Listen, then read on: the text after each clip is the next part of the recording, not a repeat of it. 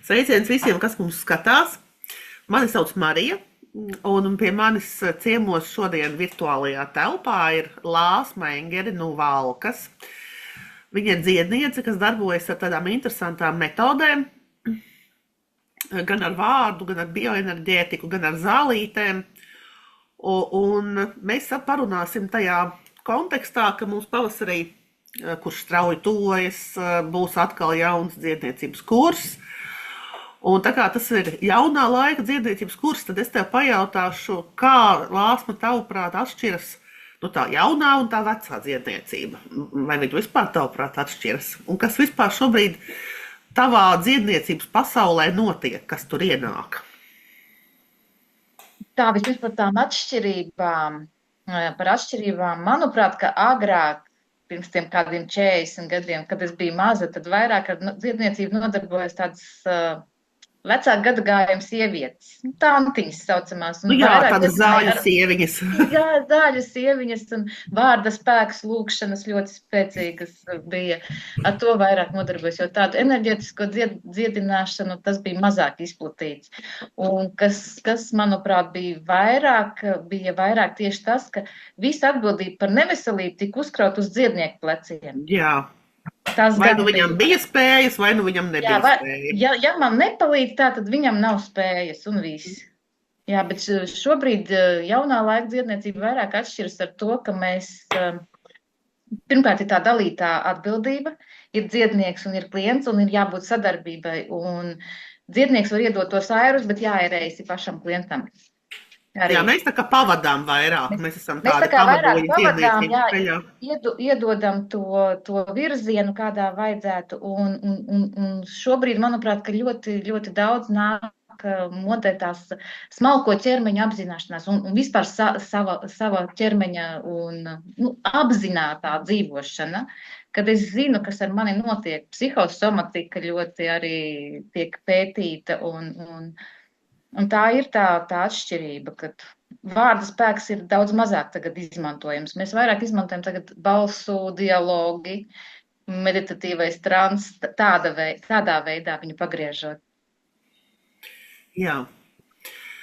Un tad, kad tu mācījies šajā jaunā laika dziedniecības kursā, kas bija tas, kas tev tieši visvairāk uzrunāja? Kas bija tas, kas tev likās tāds tavs tieši?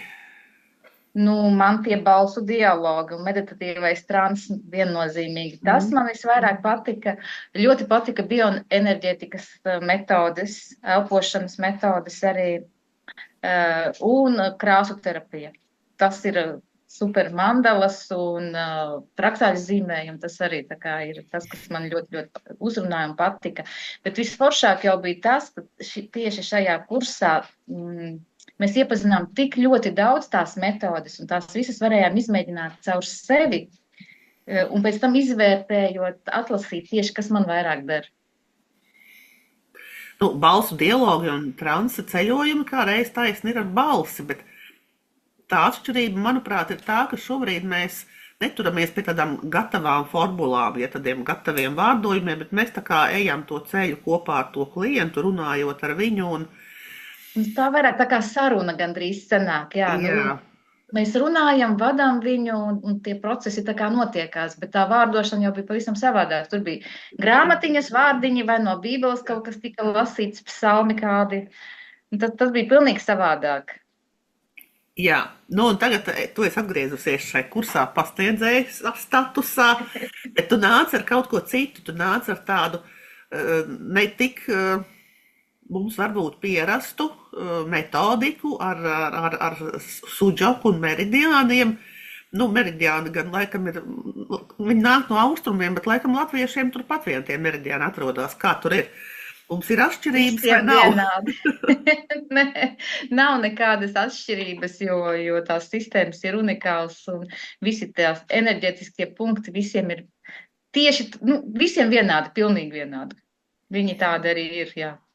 Labroķiem, krēļiem arī tas pats nekas neatšķirās. Atšķirās varbūt klimatiskās zonas, kur mēs dzīvojam un viss, bet mēs tāpat tās laižam emocijas caur sevi un mums tas pats ietekmē viss. Sezonālais ritms arī mūs ietekmē. Nu, varbūt pastāst dažus vārdus, kas tas suģoks tāds ir. Suģoks ir korejiešu metode, kas ir attīstījusies no senās adatu terapijas, bet suģoks ir daudz vieglāka forma ar to, ka nav jāņem nekādas adatas, īsti nav vajadzīgi nekādi palīgi instrumenti. Protams, ir tādi instrumenti, ar tiem ir vieglāk strādāt, bet var iztikt arī bez tiem. Kociņi, sārkociņi, jā, vislabākie ar ko bakstīt. Un suģoka metodē mēs vairāk darbojamies tieši ar plaukstām, rokām un kāju pēdām, jo viņiem ir tā, viņi uzskata, ka viss cilvēka ķermenis iegūst plaukstās. Tātad galviņa, rociņas, kājiņas, vēderiņš, muguriņa. Un jebkura orgāna projekcija arī mēs varam atrast uz plaukstiņām un pēdiņām, un caur šiem projekcijām arī iedarboties uz orgāniem un uz sistēmām.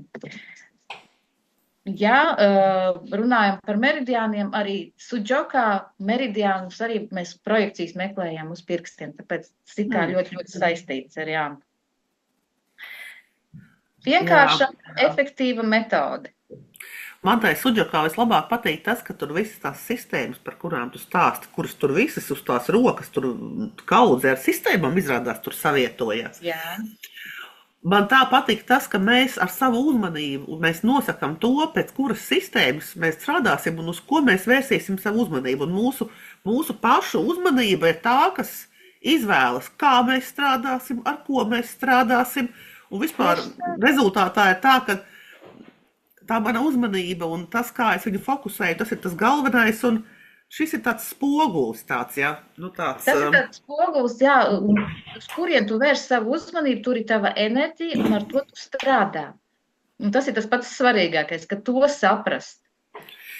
Patiesībā jau mēs to varētu arī darīt uzreiz uz visu ķermeni, bet tas ir, man liekas, tā grūtāk nofokusēties uz savu tur aknu vai uz savu tur kaut kādu sabloķējumu, saspringumu vai dusmām kaut kādām, ja. Tas nav tik vienkārši, bet nofokusēties uz kaut kurienu plaukstā, tas it kā ir viegli, vai ne? Pie tam plauksti ir daudz mazāk. Akna mums aizņem labajā pusē diezgan lielu to ķermeņa daļu, bet šeit viņi ir tādi mazāk un daudz vieglāk var atrast to problemātisko vietu, kur tad visvairāk sāp, kur mums visvairāk tā enerģija ir vajadzīga, un ar to tieši tad arī strādāt. Jā. Vai arī, piemēram, ja ir problēmas ar zarnām, nu pamēģini visu vēdru tur iztaustīt. Parāda vienu zarnu punktu. Nu, zarnu punktu, ja mēs, pieņemsim, ja problēma ar aizcietējumu, tad mēs viennozīmīgi meklējam šajā te zonā tikai. Tā te. Un atrodam to jūtīgāko punktu. Atrodam jūtīgāko punktu, jā, tajā zonā, vai arī, piemēram, ja mums vienkārši tiešām ir aizcietējumi, tad mēs vienkārši tikai šādā te veidā masējam uz izeju.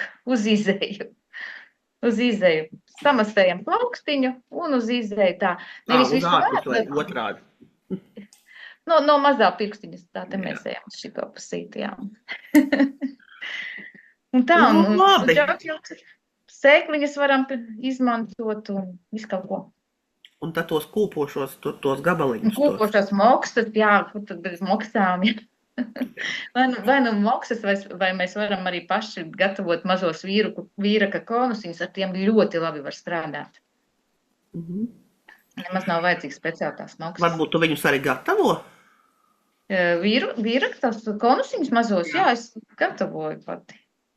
Tad tur var salikt jau sakombinēt, kādas tās auga pulverīšas tu vēlies, kāds, lai tev tas aromāts ir, un tad vēl papildus ar augu spēku strādāt. Ne tikai ar to suģoku, tā kā terapiju, jo suģoku vispār es kombinēju, man ļoti patīk ar balsu dialogu kombinēt kopā ar visām tām sajūtām, un tad, protams, ja vēl to augu mēs pieliekam klāt to spēku, un tad jau vispār tas ir wow.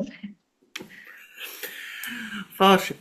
Tā, vēl man gribās tev pajautāt, šitās tādas gudras lietas, kā tur klientam tur to darīt un kā mēs kombinējam kaut kādus dialogus un tā, bet vai to, ko tu mācīsi, vai to varēs lietot cilvēks arī sev, ja viņš negrib būt par dziednieku? Absolūti. Tas ir priekš sevis pirmām kārtām, jo pašam sevi ir visvieglāk. Uz sevi visu var izmēģināt. Jo to, ko es stāstu, es arī uz sevi pārsvarā esmu izmēģinājusi. Jo uz sevi to var izmēģināt gan spiediena to spēku un visu. Un pirmais jau tu, kad uz sevi to sajūti, to tieši kā tev tas atsaucās un kā palīdz. Pārsvarā priekš sevis ļoti labi. Ar otru cilvēku ir mazliet grūtāk strādāt, bet uz sevi ideāli tas ir. Galvas sāpes noņemt, spriedzi šeit strandā, masējot šīs te vietas. Strandas spriedzi var noņemt. Nu, jauki. Man liekas, šī ir tāda ļoti interesanta joma, un ja jūs tiešām gribat zināt, kā tas viss ies kopā un kā to lietot praktiski, tad atskatieties zem šī video būs saitīte uz to kursa mājaslapu, un jāsapcīt, šajā lapā ir arī pašas lāsmas sadaļa, ja, tur es arī varbūt ielikšu saitīti, jo, ja nu gadījumā kāds virzās valkas virzienā un grib satikt lāsmu personiski, tad tas ir visnotaļ iespējams. Un tad esiet gaidīti kursā, sāksim aprīļa vidū, un jā, gan 1., gan 2. gadā būs arī nodarbības ar lāsmu. Jā, mēs arī pavingrosim, ne tikai pakstīsim. Mēs arī pavingrosim. Labi, paldies! Jā. Un tad uz tikšanos!